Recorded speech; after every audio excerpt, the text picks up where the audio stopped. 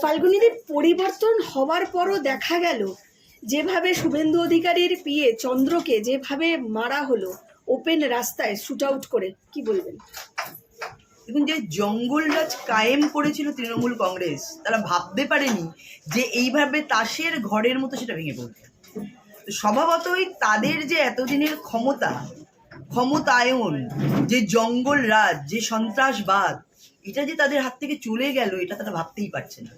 সেই জন্য আজকে শুভেন্দু অধিকারীকেই টার্গেট করে আজকে চন্দ্রনাথ যে রথ, একজন এক্স আর্মি, তার সাথে রাজনীতির কোনো সম্পর্কই নেই, তাকে মেরে প্রমাণ করতে চাইলো আমরা এখনো বেঁচে আছি। মানে এটা কি একটা বার্তা দেওয়া হলো? মানে ক্ষমতার আস্ফলন কি এইভাবে ঘটাচ্ছে? ওরা টার্গেট প্রথম থেকেই বারবার শুভেন্দু অধিকারীকে করেছেন। তো যখন তাকে বর্তমান যে পরিস্থিতি, মানুষের যে রায়, তারা সেই সাহস করে উঠতে না পেরে এই চন্দ্রনাথ রথকে মেরে শুভেন্দু অধিকারীকে বার্তা দিতে চাই। কিন্তু আমি বলছি এই বার্তা ভয়ঙ্কর এবং ভয়ানক। আমরা কেউ আইনের শাসন হাতে নেব না, কিন্তু আইনের দ্বারা এদেরকে খুঁজে বের করে আমরা চরমতম শাস্তি দেব, যাতে এই রকম ঘটনা ঘটাতে মানুষ ভয় পায়। এই যে ক্ষমতার অপব্যবহার, ক্ষমতাকে কাজে লাগিয়ে যে সন্ত্রাস, যে জঙ্গলরাজ, যে প্রতারণা, যে সিন্ডিকেট, যে মাফিয়ারাজ চালিয়েছে এই পশ্চিমবঙ্গে, তার শেষ আমরাই করব, আমরা আইনের দ্বারাই করব। তারা ভয় পাবে। যেভাবে ইউপিতে আপনারা দেখেছেন যোগী আদিত্যনাথের যেভাবে এনকাউন্টার করা হয়, যেভাবে বিভিন্ন দোষীদেরকে একদম ধরে ধরে তাদেরকে চিহ্নিত করে তাদের শাস্তির ব্যবস্থা করা হয়, ঠিক এখানেও প্রশাসন দ্বারা আমরা এইভাবেই চিহ্নিত করব এবং তাদের চরমতম শাস্তি দেবো, যাতে এই রকম ঘটনা ঘটাতে অন্যরা দেখে আঁতকে উঠতে পারে। মমতা বন্দ্যোপাধ্যায় এর আগেও নন্দীগ্রাম থেকে হেরেছেন। এখন তিনি ভবানীপুর তার জন্মস্থান, তার গড়, সেখান থেকে প্রায় 15,000 ভোটের ব্যবধানে শুভেন্দু অধির কাছে হার। এই হার কোথাও তিনি স্বীকার করতে পারছেন না। তিনি স্বীকার করতে পারবেন কি করে? তিনি তো ভাবতেই পারেন না যে এরম ফ্রি অ্যান্ড ফেয়ার ভোটের পরে মানুষ দুহাত তুলে জনতা বনাম মমতা যে ভোটের ফলাফল, এই ফলাফল আসবে। তো স্বভাবতই তার স্বপ্নেরও অতীত। তিনি ভেবেছিলেন তার সাম্রাজ্য অটুট আছে এবং তিনি আবার ভোটে জিতবেন, কিন্তু মানুষ তার সন্ত্রাস, তার জঙ্গলরাজকে, তার সিন্ডিকেটকে এইভাবে যে না বলে দেবেন, এটা তিনি বুঝে উঠতে পারেননি। তো স্বভাবতই মানুষের সাথে যে প্রতারণা, তার জবাব মানুষ দিয়েছেন। মহিলাদের সাথে যেভাবে অত্যাচার, প্রতারণা আপনারা দেখেছেন, সেটা 1% হলেও ভোট বাক্সে সেটা প্রতিফলিত হয়েছে। তো স্বভাবতই সেখান থেকেই আজকে আমাদের এই জয় মানুষের জয়। এই জয় মানুষের যে প্রতারণার বিরুদ্ধে, সিন্ডিকেটের বিরুদ্ধে, সন্ত্রাসের বিরুদ্ধে মানুষ তার ইভিএম এর বোতাম টিপে তার রায় জানিয়ে দিয়েছে তারা কি চায়। স্বভাবতই আগামী দিনে মানুষই শেষ কথা বলবে এবং এই সন্ত্রাস, এই দুর্নীতিমুক্ত পশ্চিমবঙ্গ তৈরি হবে এবং নতুন সূর্য উদয় হবে। ডক্টর শ্যামাপ্রসাদ মুখার্জির যে স্বপ্নের পশ্চিমবঙ্গ, রবীন্দ্রনাথ ঠাকুরের যে পশ্চিমবঙ্গ, ঈশ্বরচন্দ্র বিদ্যাসাগরের যে পশ্চিমবঙ্গ, এরকম বহু মনীষীরা রয়েছে, আবার পশ্চিমবঙ্গ তার নিজ ছন্দে ফিরে আসবে। মমতা বন্দ্যোপাধ্যায় কি কোথাও তিনি এই হার স্বীকার করতে না পেরে মুখ্যমন্ত্রীত্বের পদ থেকে এখনো ইস্তফা না দিয়ে কি বার্তা দিতে চাইছেন, কি মনে হয়? দেখুন, উনি তো প্রধানমন্ত্রী হওয়ার স্বপ্ন দেখেছিলেন, সেটা তো হতে পারলেন না, মুখ্যমন্ত্রীটাও চলে গেল, কি করে মানবেন বলুন তো? এত খেলা হবে, এত খেলা করেও শেষ অবধি তিনি জয় হতে পারলেন না।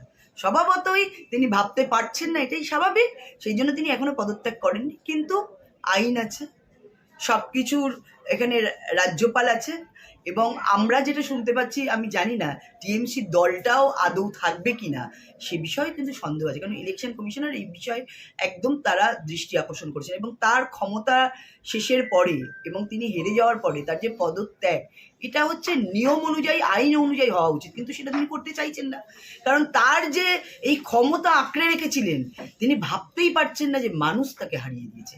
নন্দীগ্রামে হারিয়ে দিয়েছে মানুষ, তাও তিনি স্বীকার করেননি। তিনি বারবার শুভেন্দু অধিকারীর দিকে আঙুল তুলেছেন, আবার এই ভবানীপুরেও হারিয়ে দিয়ে মানুষ প্রমাণ করে দিলেন যে আমরা আপনাকে কোনোদিনই চাইনি।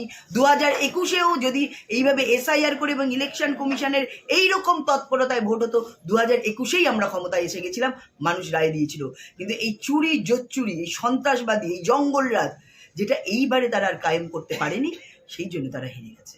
এবং এই হারটা আমি আবার বলছি, জনতার সাথে মমতার লড়াই, এবং মানুষ মমতা ব্যানার্জিকে হারিয়ে দিয়েছে। অভিষেক বন্দ্যোপাধ্যায়ের বাড়ির সামনে থেকে সিকিউরিটি তুলে নেওয়া হলো, কি বলবেন?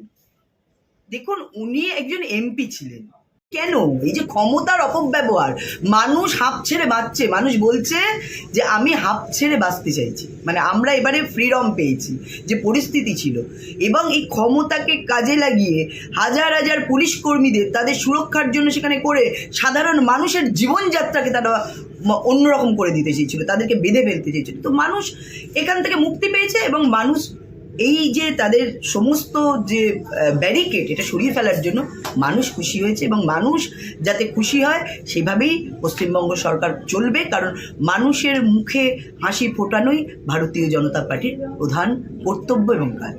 একদম শেষ প্রশ্ন করব, জায়গায় জায়গায় প্রচুর পার্টি অফিস ভাঙা হচ্ছে, কিন্তু আবার সেই অনুযায়ী দেখাও যাচ্ছে বিজেপির যারা বিধায়ক বা যারা নেতা তারা গিয়ে চাবি হাতে তুলেও দিচ্ছে, এই ঘটনাও সামনে আসছে, কি বলবেন? কোথাও এটা নজিরবিহীন ঘটনা, যেখানে ইতিমধ্যেই বিজেপির 2 কর্মী মারা গেছেন। দেখুন, অ্যাকচুয়ালি 2019-এ আমরা এই ঘটনা দেখেছিলাম, যখন 2019-এ প্রবল জয় এসেছিল, আমরা 18টা সিট পেয়েছিলাম, ঠিক তারপরেই দেখেছিলাম যে এই তৃণমূলরা হঠাৎ করে গেরুয়া টিপ দিয়ে এবং গেরুয়া উত্তরে রাতারাতি তারা বিজেপি হয়ে গেছে। আবার ক্ষমতা চেঞ্জ 2021, সবাই ঠিক তাদের জায়গায় পৌঁছে গেছে, ঠিক তারা আবার বুঝে ফেলেছে আর তো জায়গা নেই, তাহলে এক্ষুনি বিজেপি আমাদের হয়ে নিজেদের ক্ষমতা দখল করতে হবে। এবং এই যে দখলদারির লড়াই, ওরা ভেবেছিল তৃণমূল এলে বিজেপিকে মেরে ধরে 21-এর মতো শ্মশানে পরিণত করে আমরা সব নিয়ে নেব, সেটা তো পারেনি। তাহলে এখন তার একটা উল্টো পদ্ধতি, উল্টো কাউন্টিং চলছে, সেই জন্য তারা এখন টিপ করে উত্তরীয় নিয়ে তারা এখন বড় বিজেপি হয়ে এই দখল করছে। আমরা এই দখলদারিত্বের রাজনীতিতে বিশ্বাস করি না। তৃণমূল আছে, তৃণমূলের মতোই তারা থাকবে। ভারতীয় জনতা পার্টি এতদিন ধরে যে কার্যকর্তা কর্মীরা প্রাণ দিয়ে এদের বিরুদ্ধে লড়াই করেছে, আমরাই সোনার পশ্চিমবঙ্গ জনতাকে আমরা তাদের হাতে তুলে দেবো। এর জন্য কোনো তৃণমূলের এই গুন্ডা বাহিনী আমাদের প্রয়োজন নেই। এবং যেখানে যেখানে এই ধরনের ঘটনা ঘটছে, মাননীয় আমাদের রাজ্য সভাপতি তিনি বারবার বলেছেন এদের বিরুদ্ধে তিনি ব্যবস্থা নেবেন, এবং আমরা যারা এখানে নেতৃত্ব আছি, মাননীয় শুভেন্দু অধিকারী বিরোধী দলনেতা তিনিও বলেছেন, সমস্ত নেতৃত্ব বলেছেন, এবং আমরাও বলছি যারা এইরকম ধরনের ঘটনা ঘটাবে বা এরকম কাজ করবে, আমরা তাদের বিরুদ্ধে আইনগত ব্যবস্থা নেব। বিদায়ী মুখ্যমন্ত্রীকে কি বলবেন, কি বার্তা দেবেন?